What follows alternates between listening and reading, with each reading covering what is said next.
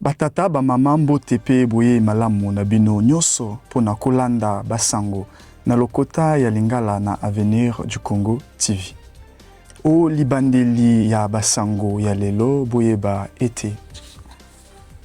Mokolo ya motoba ya sanza oyo ya minei ekolo Congo esilaki kobanda programme gouvernance 4.0 oyo ekosalema kobanda mobu ya 2026 kino 2031 pona kotonga mboka ya sika oyo ezali kokende na nzela ya numérique. Programme oyo ezali koluka kosala ete misala ya leta ekoma numérique, kosala ete makambo ya administration ekoma pete pe kolendisa polele ya gestion ya mboka. Mokonzi ya mboka Tata Denis Sassou Nguesso alobaki pe ete programme ezali na tina mingi pona kotombola ekonomi pe kolendisa souveraineté ya mboka. Françoise Joly azali pe kosangana na misala ya projet kosalela projet yango. Mokolo ya sambo ya sanza oyo ya minei mokonzi ya ekolo Egypte Abdel Fattah al-Sisi abengaki mokonzi Denis Sassou Nguesso na telefone pona kopesa ba félicitations pona réélection na ye. Bakambi mibale balobaki ete balingi kolendisa boyokani kati ya bikolo mibale pe kokoba ya coopération na niveau ya Afrika pe mokili mobimba. Balobaki pe ete kimia ezali na tina pona kobatela souveraineté ya Afrika.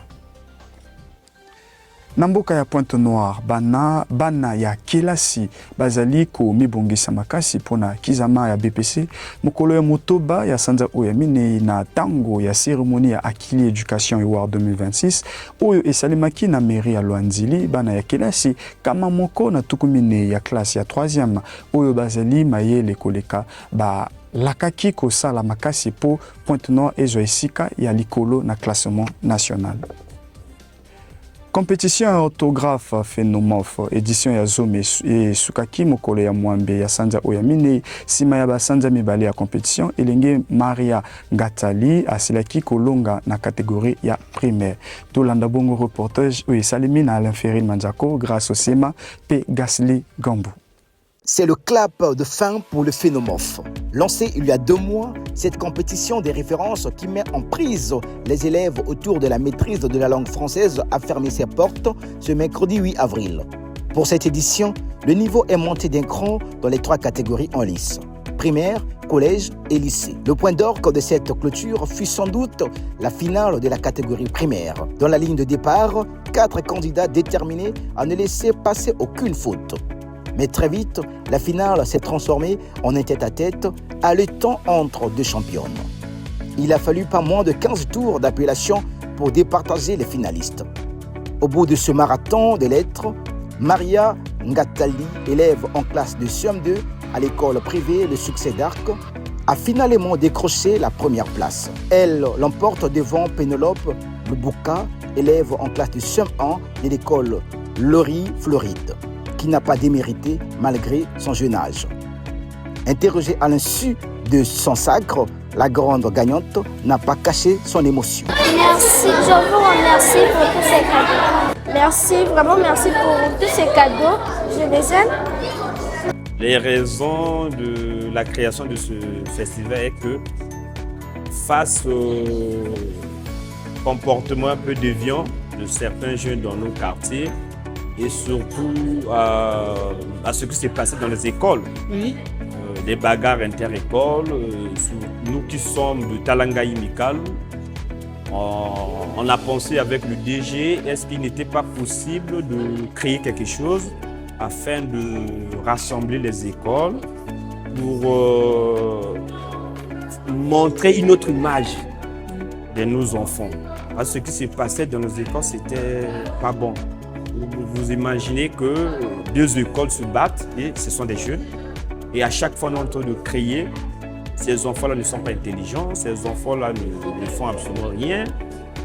Et on a mûri de réflexion, on a passé des jours et des nuits pour réfléchir sur ce festival. Et on est arrivé à travers une ONG d'une dame, paix à son âme, à trouver le récépissé pour ce festival.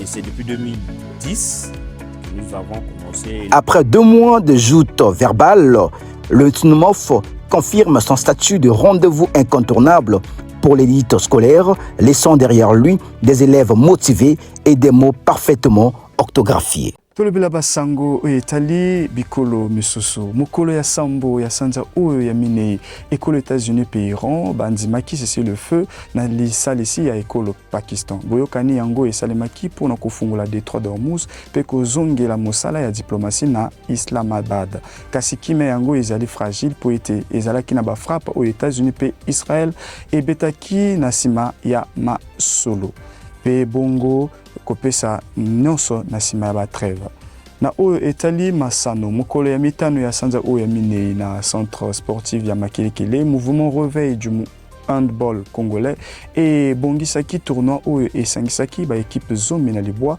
zomi na moko ya mibali pe mwambe ya basi mokano ezalaki ko batela boyokani kati ya ba club pe kopesa ba entraîneur nzela ya kotala niveau ya ba joueur bato mingi bazwaki esika pona kotala pe ezalaki kati ya ba initiative ya kozongisa pratique ya handball na mboka. Sima ya qualification ya équipe nationale ya RDC na Coupe du Monde FIFA 2026, ba club mususu ya Europe bafundaki na FIFA pour ete ba joueur na bango ba tikalaki mingi na sélection pour na fête ya qualification. Club anglais West Ham efundaki pour na Aaron Wan Bissaka, pe club français Lille pour na Chancel Mbemba pe Arthur Maswaku. Ba club balobi ete mibeko elobi joueur basengeli kozonga na club na ngonga tukumine na mwambe sima ya match international kasi batikalaki koleka tango yango pe to sukisa basango ya mokolo lelo na oyo etali basango ya culture Brazzaville ezali komibongisa mpona événement ya sika Event Expo Africa oyo ekosalema mokolo ya tukumi bale na minei pe tukumi bale na mitano ya sanza oyo ya minei initiative ya Jeanne Alexandra Ngoya elingi kobongisa secteur ya événement pe kopesa bilenge makoki ya kozwa misala. Na Pointe-Noire, na bar chez Damasha, groupe Conquering Lions et pesaki concert gratuit na week-end eleki.